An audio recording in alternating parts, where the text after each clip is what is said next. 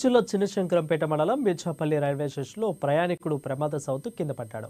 ఘటనలో యువకుడికి తీవ్ర గాయాలయ్యాయి. ఇక గుర్తు తెలియని రైల్లో నుండి ప్రమాదవశాత్తు కింద పడడంతో ఓ కాలు చేయిని కోల్పోయాడు. విషయం తెలుసుకున్న పోలీసులు ఆసుపత్రికి తరలించారు. కాగా బాధితుడి పేరు కృష్ణగా పోలీసులు గుర్తించారు.